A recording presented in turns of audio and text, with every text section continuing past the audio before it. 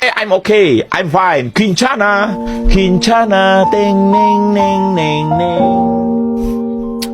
Ku menahan rasa sakit, rasa sakit. Few moments later.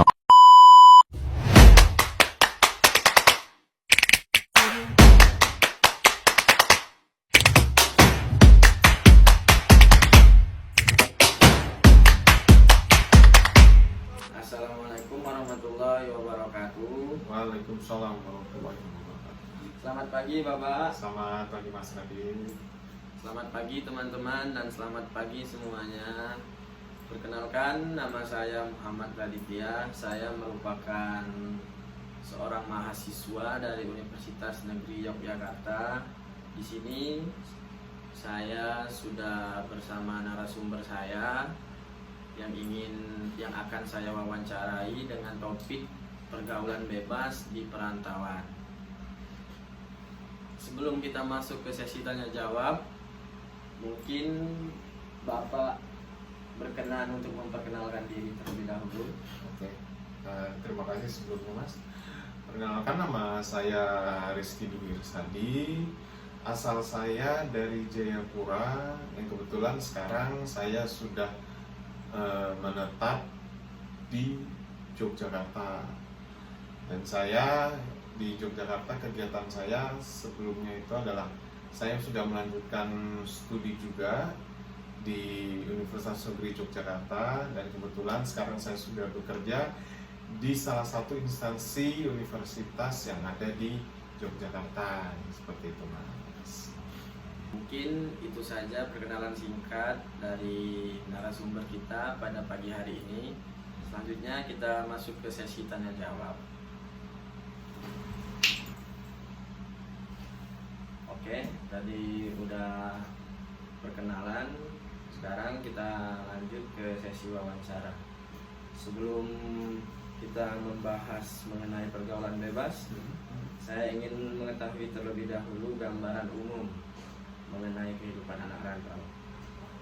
Jadi menurut Bapak itu mengenai kehidupan anak rantau yang tinggal jauh dari keluarga itu kayak gimana? Oke. Menurut saya ini karena dari pengalaman saya dulu ya Mas, dulu waktu saya S1, kebetulan saya kan dari Jayapura. Saya ngerantau ke daerah Jawa Timur, lebih tepatnya di Kota Malang.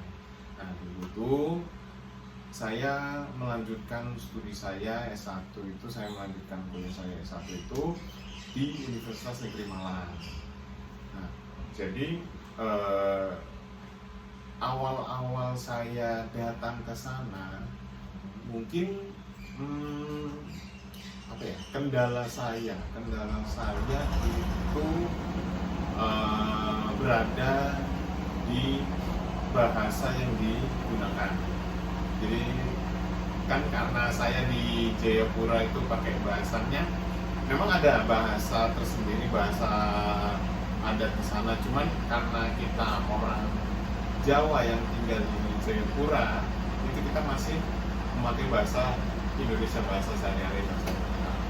Cuman ketika pas nyampe di Malang, itu kesusahan, kendala saya yang pertama itu adalah bahasa.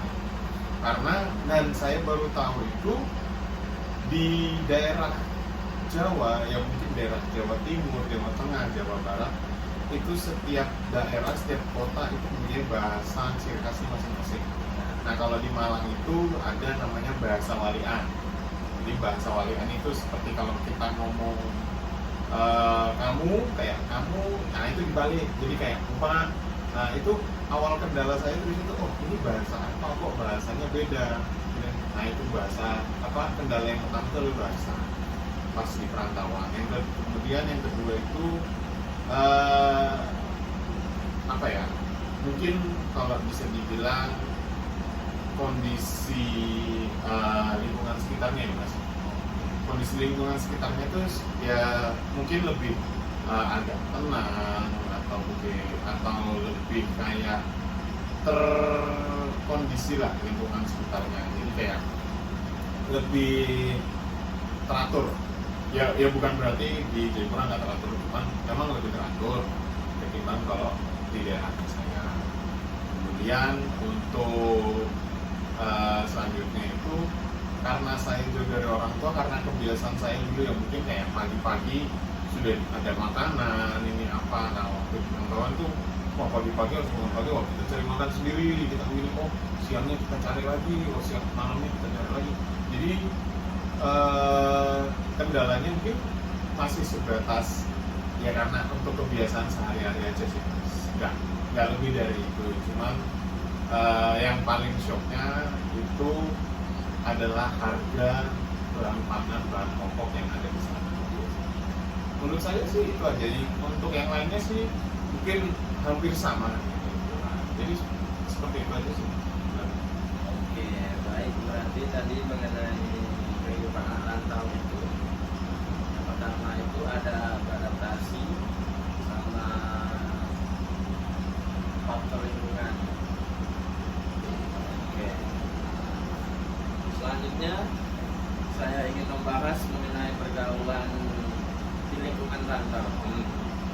Jadi menurut Bapak itu yang dimaksud dengan pergaulan bebas itu apa? Yang dimaksud dengan pergaulan bebas, itu kalau menurut saya ya ibarat kata dalam tanda kutip itu menjerumus ke arah yang negatif. Karena sering kita lihat pada saat ini tuh, pada saat sekarang itu banyak sekali ya anak-anak zaman sekarang yang lebih gimana ya, cara atau gaya mereka dengan pasangannya mereka tuh lebih mengarah ke arah negatif seperti itu loh Mas. Cuman memang ada yang tidak. Cuman kalau kita lihat zaman sekarang kan kayak apa-apa itu lebih kayak anak-anak lebih kayak terbuka gitu ya Mas ya, daripada kayak dulu zaman saya itu masih belum yang seperti itu. Jadi mungkin seperti itu ya. Sebenarnya juga faktor-faktornya mungkin ya kita nggak tahu juga, mungkin faktornya mungkin dari apa itu seperti itu. Jadi itu sih menurut saya Mas. Oke, jadi seperti itu ya Pak. Iya. Sekarang mengenai faktor teman atau lingkungan ya Pak. Nah, itu berpengaruh atau tidak terhadap pergaulan bebas? Oke. Kalau menurut saya faktor lingkungan dan teman itu merupakan salah satu faktor utama ya Mas. Kalau yang saya lihat di zaman saat ini itu mungkin itu faktor utama, karena kan sesuatu hal seperti itu kadang-kadang kan kadang ya itu bukan pengaruh dari diri kita sendiri, jadi kayak bukan terbentuk dari kita sendiri, jadi kayak kita mungkin melihat karena faktor teman kita ini seperti ini, jadi awalnya tuh kayak pengennya mencoba, jadi kayak teman saya dia bisa begini nih, wah tak cobalah, siapa tahu bisa. Nah akhirnya kan lama-kelamaan itu kan bisa merembet terus akhirnya jadi kebiasaan. Jadi mungkin faktor pertemanan juga itu yang sangat mempengaruhi terbentuknya yaitu tadi pergaulan itu tadi. Dan juga kadang itu kan di dalam pertemanan juga itu kita kan salah satu faktornya itu kita kayak ikut temennya kita takutnya tuh dalam pertemanan kita kalau kita tidak mengikuti hal itu, kadang-kadang yang di pikirannya kita itu saya tidak akan menjadi temannya mereka lagi, saya nggak akan jadi ibaratnya gengnya mereka lagi nih, seperti itu. Kemudian untuk faktor lingkungannya sih sebenarnya juga bisa pengaruh Mas. Jadi saya ambil contoh aja, misalnya nih dalam satu kampung kasarannya kampung ini itu adalah kampung, mohon maaf ya Mas, itu kampung narkoba lah, kita ambil contoh seperti itu kampung narkoba.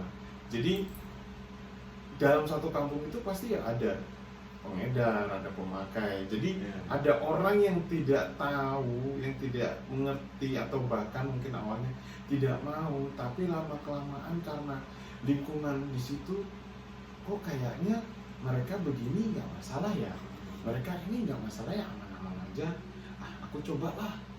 Nah, dari coba-coba itu lama kelamaan kan jadi kayak kebiasaan yang habitnya jadi negatif juga seperti itu. Mungkin gambaran kasarnya tuh kayak begitu sih Mas kalau menurut aku. Jadi kayak ya contohnya juga mungkin kalau yang aku tahu sih di Surabaya itu seperti itu ya Mas, ada di tempat di mana daerah itu adalah daerah ya tanda kutip tempat itu seperti itu. Jadi kan di dalam lingkungan itu kan semuanya gitu, mungkin ada yang awalnya tidak, jadinya mereka ngikut. Jadi seperti itu Mas, menurut saya ada pergaulan, pertemanan dan lingkungan memang pengaruhnya mungkin faktor Besar. utama sangat besar seperti itu. Oke, tadi kita sudah mendengar dari faktor pertemanan dan lingkungan. Sekarang masuk ke perkembangan teknologi. Nah, perkembangan teknologi juga kan sekarang lagi Pesat-pesatnya nih. lagi pesat-pesatnya nih. Nah, apakah media sosial itu berpengaruh terhadap pola pergaulan anak rantau? Kalau menurut saya itu memang sangat pengaruh banget ya Mas, sangat pengaruh banget. Dalam arti bukan hanya anak perantau saja kalau menurut saya ya. Kalau menurut saya bukan hanya anak perantau aja, mungkin yang dalam arti tidak rantau pun mungkin bisa jadi masuk ke ranah seperti itu. Jadi kalau untuk faktor rantaunya itu awalnya itu kan karena satu faktornya jauh dari orang tua, ya kan. Terus lingkungannya baru, yaitu tadi lingkungannya baru, kemudian pertemanannya baru. Nah, ditambah lagi sekarang media sosial, era teknologi sekarang itu perkembangannya sangat pesat sekali kan Mas. Jadi kita mau nyari apapun itu kayak ya sudah bisa dapat, bisa gampang, ini. Kalau dulu kan tidak seperti sekarang ya Mas, pasti Mas juga ngerasain ya perkembangan teknologi sekarang kayak gitu. Jadi menurut saya tuh untuk faktor teknologi itu memang bisa sangat pengaruh karena yaitu tadi untuk bisa mengakses hal-hal yang dalam tanda kutip berbau negatif seperti itu memang sangat mudah. Apalagi bukan anak rantau pun, anak-anak yang tidak merantau pun bisa mengakses hal-hal seperti itu. Sekarang aja kita bisa lihat di media sosial, di platform TikTok pun anak-anak kecil pasti ada yang kita lewat berseliweran ya tanda kutip yang seperti itu dan karena yang lebih negatif seperti itu. Oke, seperti itu ya. Setelah kita mengetahui beberapa faktor penyebabnya, saya ingin membahas apa saja dampak yang ditimbulkan. Nah, ini yang pertama nih dampak terhadap pendidikan, Pak. Nah, apa dampak pergaulan bebas terhadap pendidikan untuk anak rantau? Kalau misalnya dalam ranah pendidikan itu sangat besar sekali Mas dampaknya. Jadi kita balik lagi, kita ngerantau ini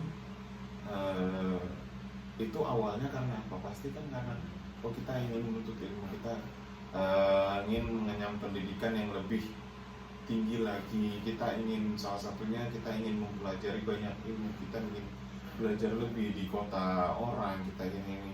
Jadi menurut saya untuk faktor kependidikan itu bisa sangat pengaruh Mas. Mungkin itu yang bisa jadi penghambat kita untuk tidak melanjutkan studi, dalam arti studi yang lebih untuk ke tahap yang tahap akhir gitu loh Mas. Jadi kayak mungkin awal-awalnya di semester 1 kita kayak masih senang, kita ngerjain tugas ini dengan teman-teman. Nah, tapi lama-kelamaan kita sambil seperti itu, kita sambil mengambil ke ranah yang lebih negatif, kan bisa juga pengaruh. Ya. Jadi kita lebih, sudahlah, itu nanti aja lah tugasnya. Kita ke ranah ini aja dulu, kita lanjutin dulu ini. Lama-kelamaan kita kayak ngerasa, kok kayak tertinggal nih. Teman-teman saya yang sudah duluan, sudah di 3, 4, 5 langkah di depan saya, kok saya masih stuck di sini nih. Nah, kadang kita pengen mengejarnya, pengen ngejar, tapi kok ngerasanya itu kok kayak semakin jauh, dan kita masih stuck di sini karena kita masih istilahnya masih terikat dengan hal yang arah negatif itu. Jadi kayak kita masih pemikiran kita masih kayak gimana ya, Mas? Masih di situ-situ aja gitu loh. Jadi kayak pengennya tuh kayak senang-senang dulu kan, kapan lagi nih gini, ininya nanti aja dulu deh. Jadi lama-kelamaan ya itu pendidikannya lama-kelamaan jadi semakin turun, akhirnya ya bisa jadi kita nggak lanjutin pendidikan lagi sih.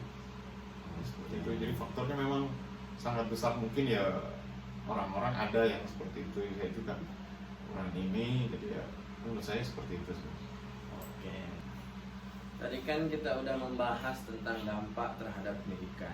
Sekarang saya ingin menanyakan atau mendengarkan ke pendapat Bapak terhadap dampak terhadap ekonomi.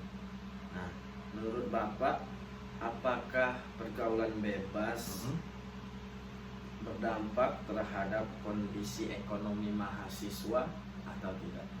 Kalau dampak ke ekonomi mahasiswa sebenarnya itu dampak, mungkin ya salah satu dampak yang paling besar, dikarenakan ibarat kata kerana negatif itu kan juga ya bukan hanya ke arah itu ya Mas, mungkin negatif lain seperti mahasiswa ke tempat-tempat yang apa ya, seperti itulah, yang mungkin tanda kutip, mohon maaf, clubbing atau apa, itu kan memang butuh ekonomi uang yang sangat itu ya Mas. Apalagi kerana ini mungkin saja itu bisa mempengaruhi faktor seperti itu.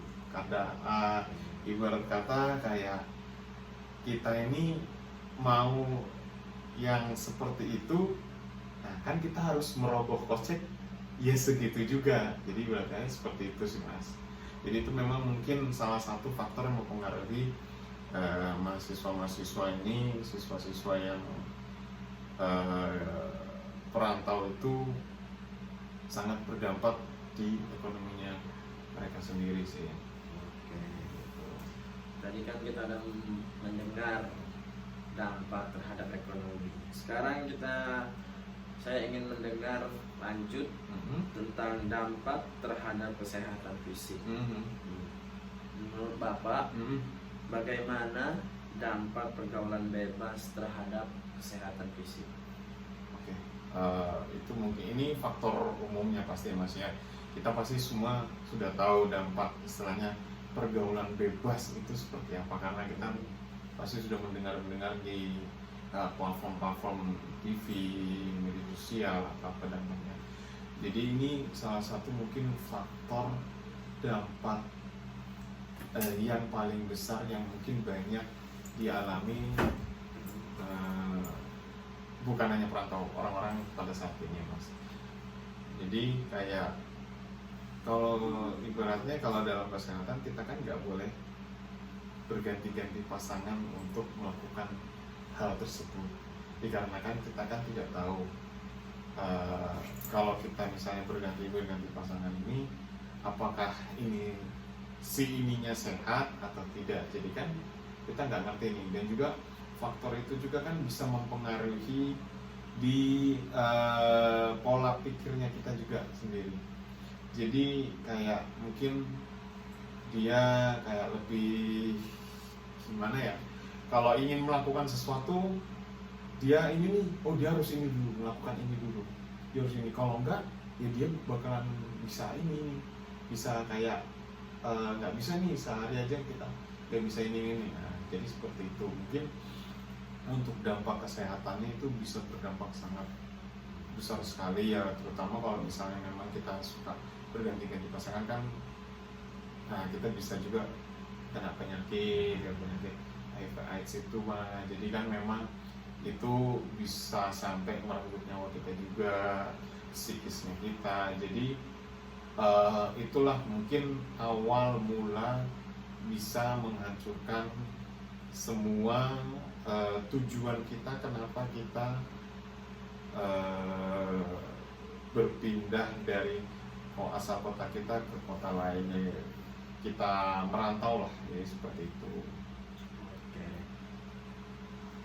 Tadi kita udah berbicara singkat tentang dampak. Setelah kita mengetahui dampaknya, saya ingin mengetahui pengalaman nyata di lingkungan sekitar. Apakah Bapak pernah melihat secara langsung dari pergaulan bebas di lingkungan rantau? Untuk sampai saat ini, alhamdulillahnya aku belum pernah sih Mas. Cuman saya lebih mendengar dari telinga ke telinga. Dulu memang S1 saya kan di Malang, jadi kan mungkin karena saya dengan teman-teman saya itu lebih lama, misalnya bersama, kita sampai 7-8 semester itu kita masih bersama-sama. Jadi kayak kita masih bisa mendengarnya cerita, si temennya ini, si ini gini loh. Jadi sebenarnya jadi kayak pengalaman yang memang yang pernah saya alami atau teman-teman di sekitar saya memang belum ada. Cuman saya biasanya dengar dari telinga ke telinga aja sih Mas, seperti itu. Terus untuk waktu saya melanjutkan studi S2 kemarin juga sampai kerja saat ini juga pun alhamdulillahnya kayaknya belum ada sih Mas. Saya mendengar ya mungkin teman dekat saya atau kerabat saya yang seperti itu. Oke, seperti itu ya Pak. Nah, menurut Bapak nih solusi untuk mengurangi dampak pergaulan bebas di rantauan itu kayak gimana? Jadi kalau menurut saya sih Mas, itu kita mungkin lebih banyak mendekatkan diri ke Tuhan kita masing-masing ya. Kalau saya kan alhamdulillahnya saya Islam, jadi mungkin kalau kita yang beragama Islam, kita lebih mendekatkan diri kepada Allah, kita sholat 5 waktu, kita minta. Kalau misalnya kita dalam hal kesulitan atau apa ya, kita bisa berdoa kepada Allah, kita minta pertolongan, kita rajin sholat, kita membaca Al-Quran. Jadi lebih ke ranah positifnya, lebih ke ambil ke ranah positif. Jadi kalau misalnya umat yang beragama Kristen mungkin bisa ke gereja atau Buddha, kita bisa ke vihara dan lain sebagainya.